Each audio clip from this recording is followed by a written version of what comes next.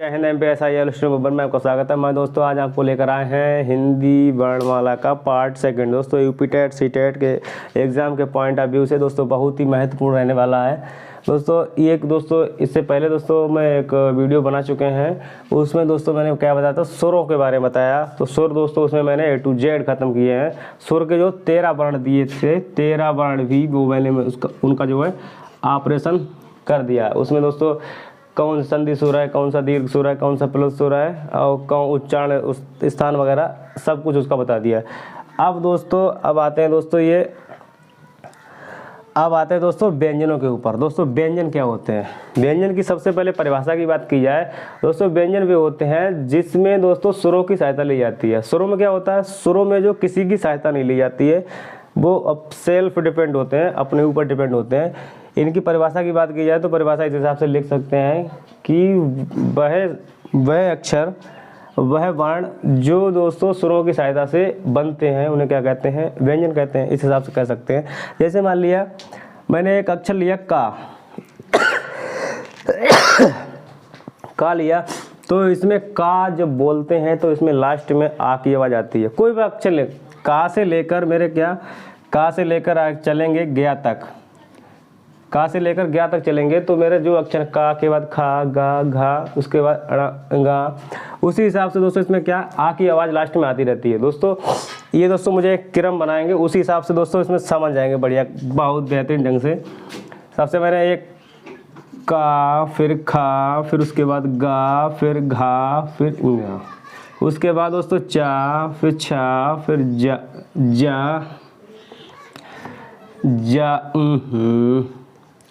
उसके बाद दोस्तों क्या जा, फिर उसके बाद झा, फिर उसके बाद या, उसके बाद दोस्तों आएगा टा, फिर ठा, फिर डा, फिर ढा, फिर ना, फिर उसके बाद दोस्तों आएगा ता, फिर था, फिर दा, फिर धा, फिर ना, उसके बाद दोस्तों आएगा पा के बाद आएगा फा, फिर बा, फिर उसके बाद भा, फिर मा। दोस्तों ये मेरे कितने वर्ण हो गए? ये मेरे हो गए 25 वर्ण हो गए। दोस्तों ये व्यंजनों की बात चल रही है। दोस्तों सुर का दोस्तों ऑपरेशन कर चुके हैं। फिर उसके बाद दोस्तों आएगा या, फिर रा, फिर ला, वा, उसके बाद दोस्तों आएगा सा, फिर शा, फिर सा, फिर हा, फिर उसके बाद दोस्तों आएगा क्या छा, फिर तेरा, फिर उसके बाद गया, छात्रा गया। ये दोस्तों वर्ण मेरे। उसके बाद दोस्तों एक सिरा भी होता है जो दोस्तों इकट्ठा ही लिख दे इसी में। वैसे दोस्तों कितने 49 होते हैं और 52 भी होते हैं। 3 दोस्तों इस हिसाब से मिल जाते हैं तब 52 हो जाते हैं। अब दोस्तों इन्हीं में समझेंगे ध्यान से बिल्कुल। ये चीज़ जो है मैंने इधर लिखा हुआ है, कुछ नोट किया है। स्पर्श व्यंजन, अनुनासिक व्यंजन और फिर अंतस्थ व्यंजन, ऊष्म व्यंजन और उच्छिप्त व्यंजन और संयुक्त व्यंजन। दोस्तों कौन कौन से ये होते हैं ये दोस्तों इनमें जानेंगे। दोस्तों ये दोस्तों वर्णमाला हर किसी को याद रहना बहुत ही ज़रूरी है। एग्ज़ाम दोस्तों इससे दोस्तों वर्णमाला के चैप्टर से एक क्वेश्चन हर एग्ज़ाम में पूछा जाता है। यूपी टेट हो, चाहे सी टेट हो, चाहे सुपर टेट हो, चाहे ये और एग्ज़ाम आते हैं टीचिंग रिलेटेड, उसमें दोस्तों सभी में पूछा जाता है। 100% पूछा जाएगा। इसमें दोस्तों आते हैं, अब आती है स्पर्श व्यंजन। स्पर्श व्यंजन मेरे दोस्तों कितने होते हैं? पहली बात तो ये स्पर्श व्यंजन होते कितने हैं? स्पर्श व्यंजन दोस्तों मेरे होते हैं 25। कितने होते हैं? 25। स्पर्श व्यंजन क्या होता है? इससे दोस्तों ये स्पर्श मतलब कि जीव से स्पर्श होती है, चाहे ऊपर हो, चाहे नीचे हो, चाहे साइड में हो, जो हवा निकलती है वो रगड़ कर निकलती है। इस हिसाब से दोस्तों स्पर्श जो वर्ण में टच होते हैं, मतलब कि हवा वगैरह जो है मुंह से निकलती है, अगर कहीं ना कहीं टच होती है तो मेरा स्पर्श का मतलब छूना होता है। तो उस हिसाब से मेरे 25 होते हैं। 25 दोस्तों कहाँ से कहाँ तक होते हैं? दोस्तों ये का से लेकर माँ तक, का से लेकर माँ तक दोस्तों कौन से होते हैं? स्पर्श व्यंजन होते हैं। का से लेकर माँ, यहाँ से लेकर यहाँ तक जो उससे कौन से होते हैं? स्पर्श व्यंजन होते हैं। अब इसी में दोस्तों आता स्पर्शी संघर्ष व्यंजन। स्पर्शी संघर्षी व्यंजन ये दोस्तों कितने होते हैं? 1 2 3 4। मतलब स्पर्श भी करते हैं और ये संघर्ष मतलब ये ज़्यादा रगड़ते हैं। इसे क्या दोस्तों? स्पर्श संघर्ष। चा छा, जा, झा। दोस्तों कुछ अलग टाइप की इसमें आवाज़ होती है, तो इसे इस पर संगत। फिर उसके बाद आते हैं अनुनासिक। अनुनासिक दोस्तों वर्ण कौन से होते हैं? अनुनासिक। अनुनासिक पहली बात दोस्तों अक्षर के वो शब्द लिखा हुआ है अनुनासिक।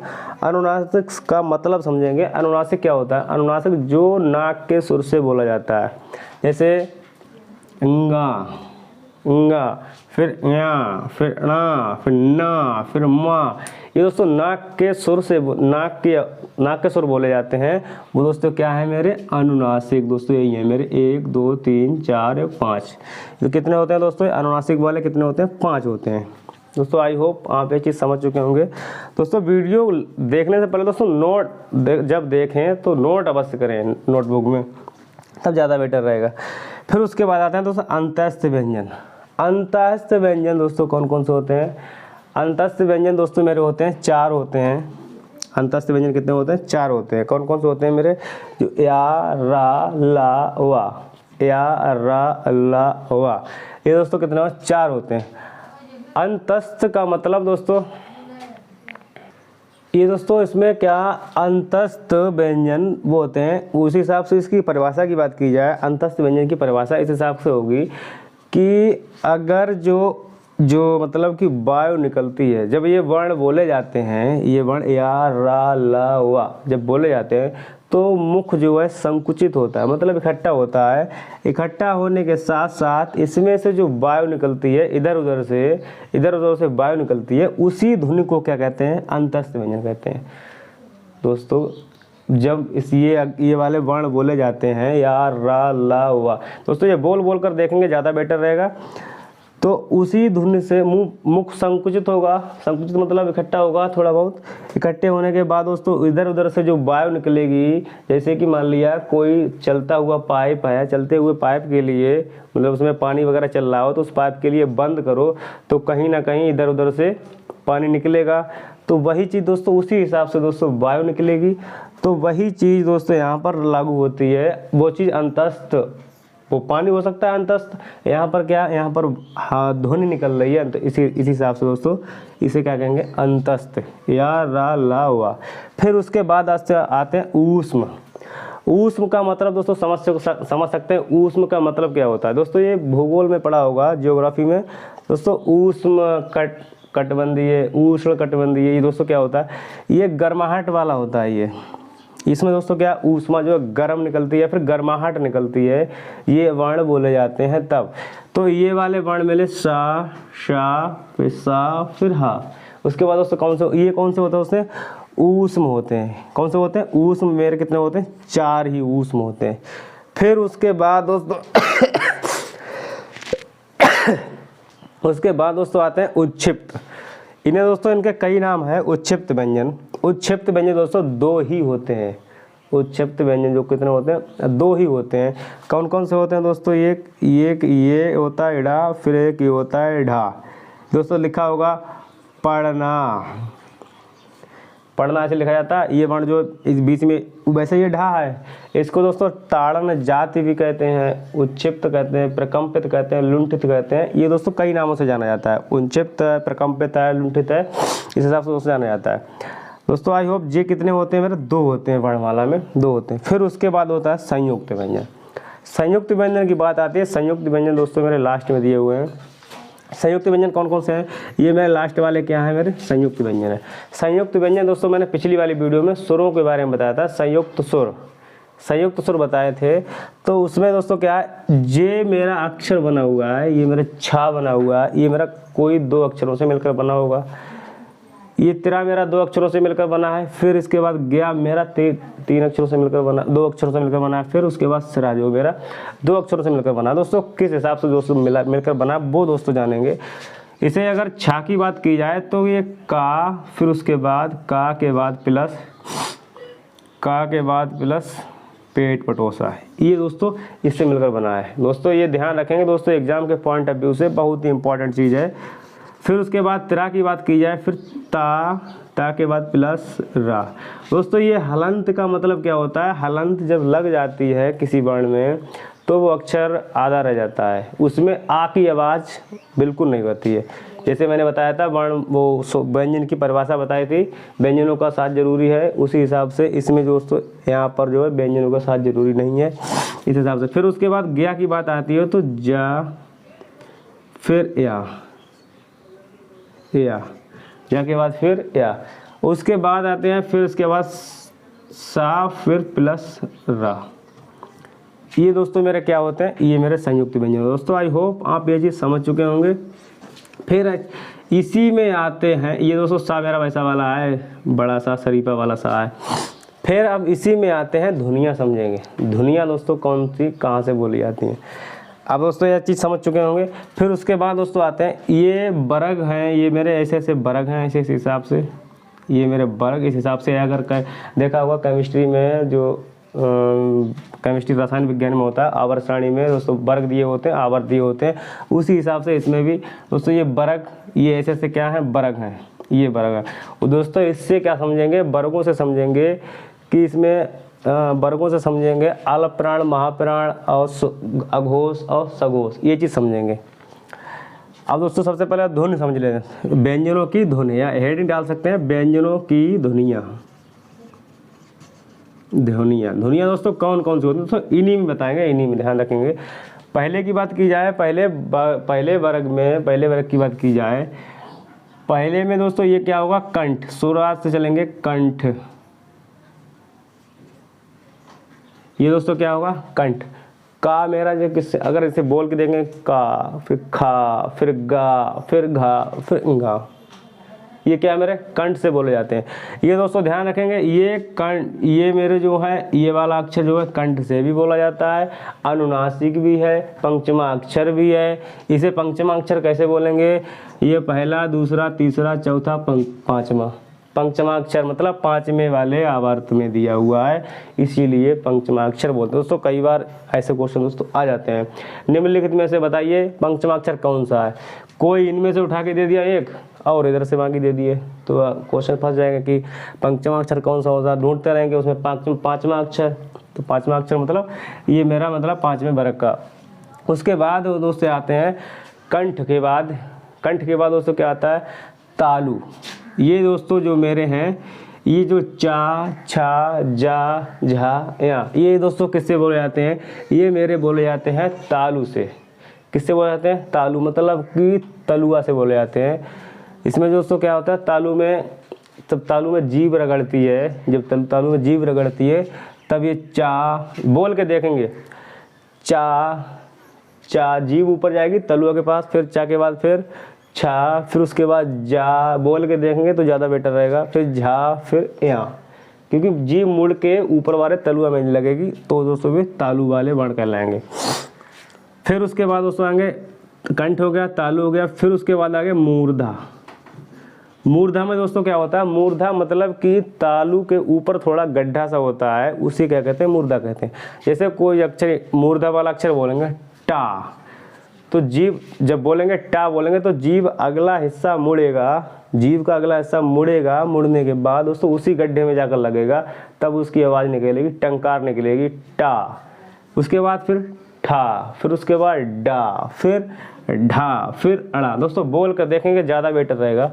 फिर उसके बाद मूर्धा के बाद आ गया दंत। दंत मतलब इसमें दोस्तों दांतों का रोल होगा, ये बोलेंगे ता, जीभ जो है ऊपर वाले दांतों से मिलेगी, जीभ जो है, जीभ का अगला हिस्सा जो है, ये सब ये मेरे ध्वनियाँ दी हुई हैं, ये मेरे जीभ के अगले ही हिस्से पर ज़्यादातर हैं।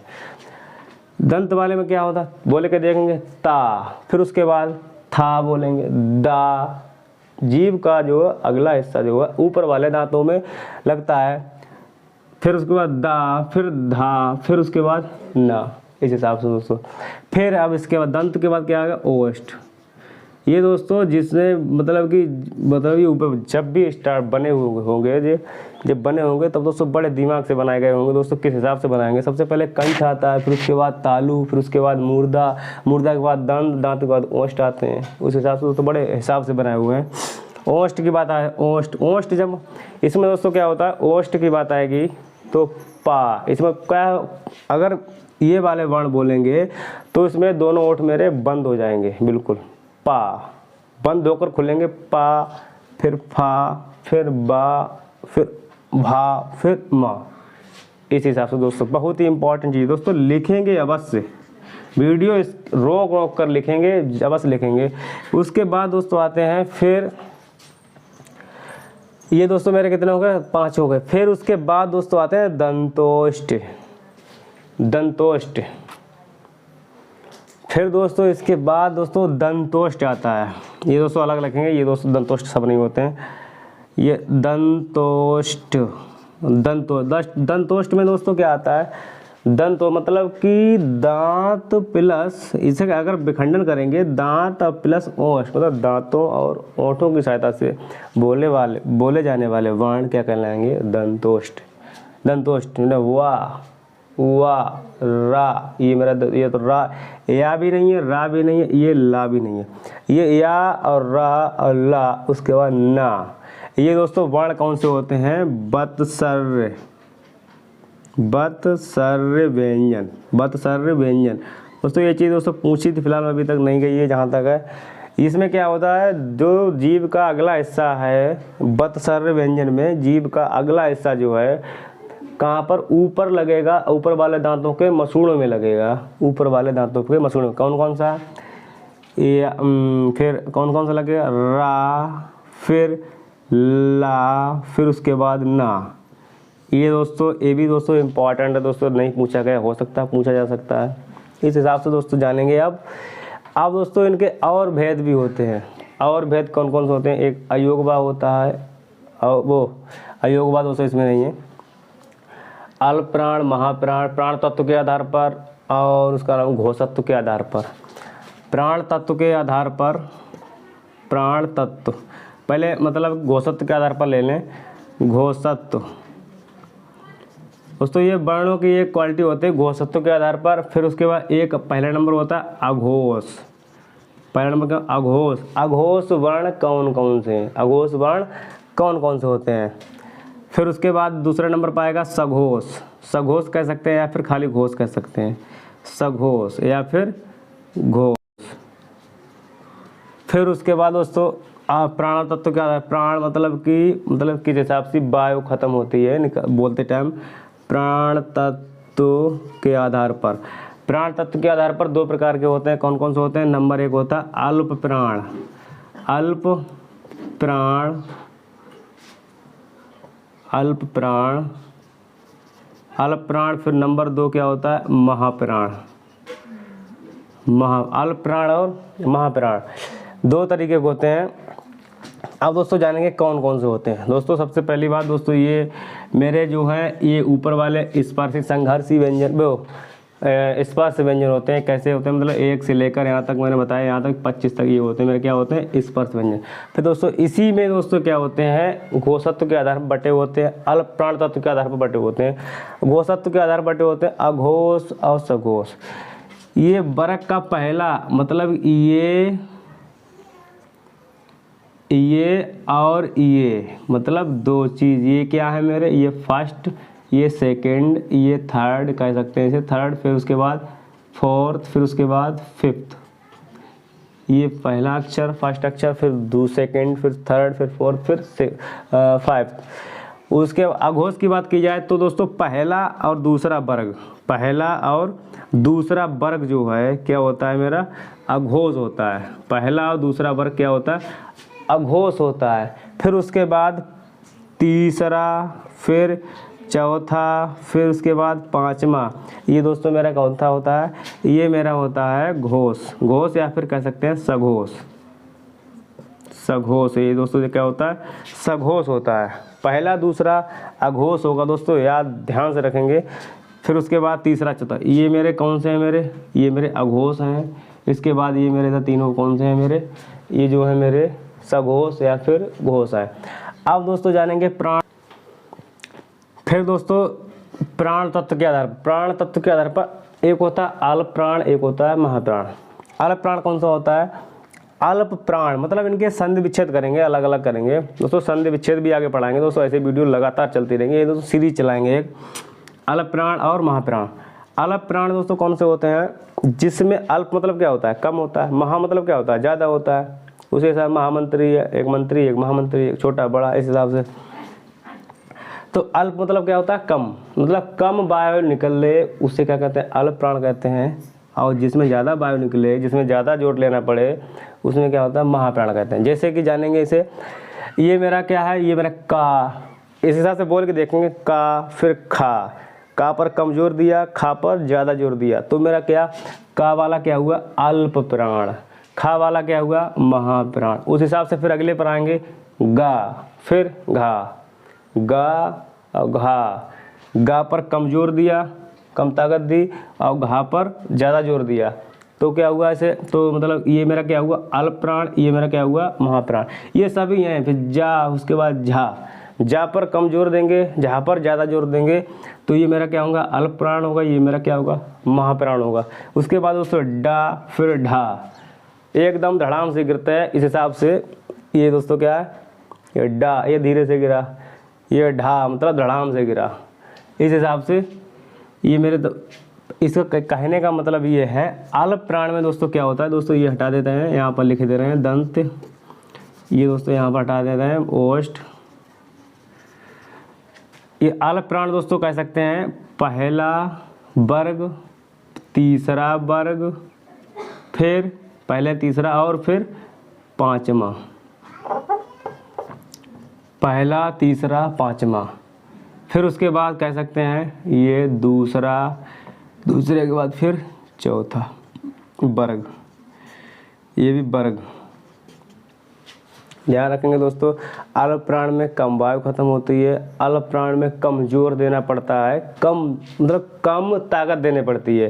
जैसे मैंने समझा दिया, का के बाद बोलेंगे खा, एकदम जोर से बोलेंगे खा, एकदम ऑटोमेटिक आवाज़ आएगी, का खा, चा छा, टा ठा, ता था, और फिर पा फा। उसी हिसाब से गा घा, जा झा, डा ढा, फिर दा धा, उसके बा भा। इस हिसाब से दोस्तों आई होप आप ये चीज़ समझ चुके हैं। दोस्तों आप चाहें तो इसका स्क्रीनशॉट ले सकते हैं। दोस्तों नोट अवश्य करें, ये चीज़ ध्यान रखेंगे, चाहें तो स्क्रीनशॉट ले सकते हैं आप लोग। दोस्तों वीडियो को, चलो दोस्तों थैंक यू, जय हिंद जय भारत।